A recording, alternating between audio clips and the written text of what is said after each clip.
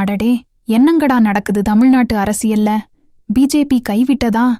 செங்கோட்டையன் டிவிகேவுக்கு தாவியது ஏன்? ஒரு ஷாக் நியூஸ்ல தமிழ்நாடு அரசியல் களம் அப்படியே தலைகீழா மாறிப்போச்சுன்னு தான் சொல்லணும். இப்போ செம வைரலாகிற ஒரு விஷயத்த பத்தி தான் நாம இப்போ பேசப் போறோம். செங்கோட்டையன் சுமார் 50 வருஷத்துக்கும் மேல அண்ணா திராவிட முன்னேற்றக் கழகத்துல பயணிச்ச ஒரு மாபெரும் மூத்த தலைவர்.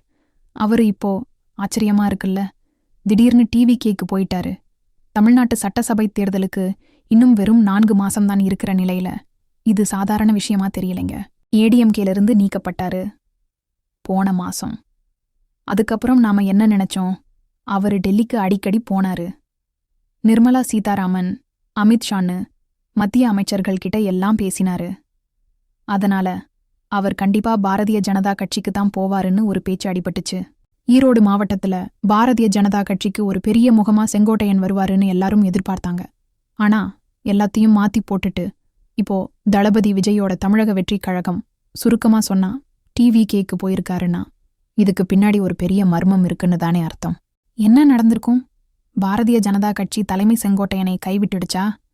ஓ பன்னீர்செல்வம், டிடிவி தினகரன் இவங்களெல்லாம் முன்னாடி நம்ப வச்சுட்டு கடைசியில அண்ணா திராவிட முன்னேற்றக் கழகத்தோட கூட்டணி அமைச்ச மாதிரி இப்போ செங்கோட்டையனையும் டெல்லி தலைமை கைவிட்டுடுச்சா? அதனாலதான் இப்போ வேற வழியே இல்லாம ஒரு புதிய கட்சிக்கு போயிருக்காரா?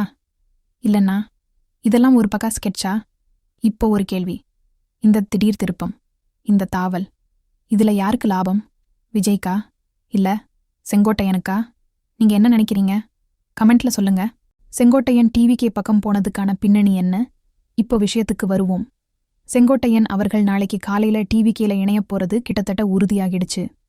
இன்னைக்கு சாயங்காலமே டிவிகே தலைவர் விஜயோட ஒரு ஆலோசனை நடந்திருக்கு. யோசிச்சு பாருங்க. ஒரு பக்கம் 77 வயசு ஆகுது செங்கோட்டையனுக்கு.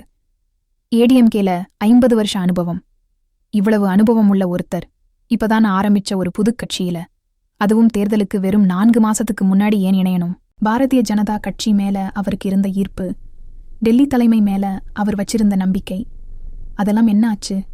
உண்மையிலேயே பாரதிய ஜனதா கட்சி இவரை கண்டுக்கவே இல்லையா? பாருங்க, முன்னாடி இந்த மாதிரி டெல்லிக்கு போய் ஏமாந்து போனவங்க நிறைய பேர் இருக்காங்க.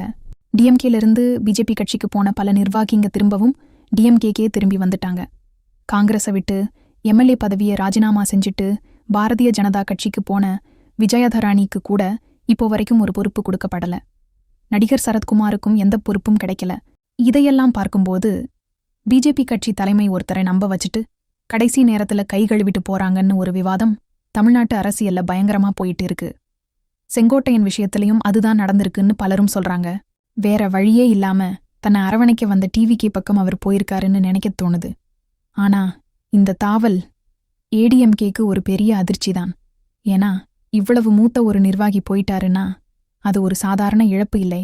இப்போ செங்கோட்டையனை பார்த்து இன்னும் சில ஏடிஎம்கே நிர்வாகிகளும் விஜயோட டிவிகேவை நோக்கி போறதுக்கு வாய்ப்பு இருக்குன்னு அரசியல் நோக்கர்கள் எல்லாரும் இப்போ பேச ஆரம்பிச்சிட்டாங்க. இது ஒரு தொடக்கம். ஆமாங்க, அரசியல்னா இதுதான். திடீர் திருப்பங்களும் எதிர்பாராத முடிவுகளும் இருக்கத்தான் செய்யும். ஆனா ஒன்னு மட்டும் நிஜம், ஒரு மூத்தவர் தான் வாழ்ந்த 50 வருஷ கோட்டையை விட்டுட்டு ஒரு புது பயணம் போறாருன்னா அவரோட மனசுல எவ்வளவு வலி இருந்திருக்கும், எவ்வளவு ஏமாற்றம் இருந்திருக்கும். ஒரு நம்பிக்கை வச்சு டெல்லிக்கு போயும் தனக்கு கிடைச்சது வெறும் ஏமாற்றம் மட்டும்தானோ? அந்த வலிதான் அவரை இப்போ இந்த முடிவை எடுக்க வச்சிருக்கோன்னு யோசிக்கும்போது மனசு கணக்குது. ஏடிஎம்கேக்குள்ள இனி என்ன நடக்கும்? டிவிகேவுக்கு இது உண்மையிலேயே ஒரு பெரிய பலமா இருக்குமா? தமிழ்நாட்டு சட்டசபை தேர்தலில் இதோட எதிரொலி எப்படி இருக்கும்? நீங்க இன்னும் என்ன நினைக்கிறீங்கன்னு எனக்கு தெரியணும். செங்கோட்டையன் முடிவை நீங்க ஆதரிக்கிறீங்களா இல்ல மறுக்கிறீங்களா? டிவிகேவுக்கு இன்னும் எத்தனை ஏடிஎம்கே பிரமுகர்கள் வருவாங்கன்னு நினைக்கிறீங்க? இந்த முடிவுக்கு பின்னாடி உங்களுக்கு தெரிஞ்சு வேற ஏதாச்சும் அரசியல் சூழ்ச்சிகள் இருக்குதா?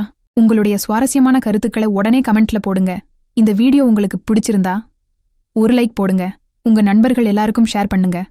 நம்ம சேனலை இன்னும் சப்ஸ்கிரைப் பண்ணலைன்னா மறக்காம இப்போவே சப்ஸ்கிரைப் செஞ்சுட்டு அந்த பெல் பட்டனையும் அழுத்திடுங்க.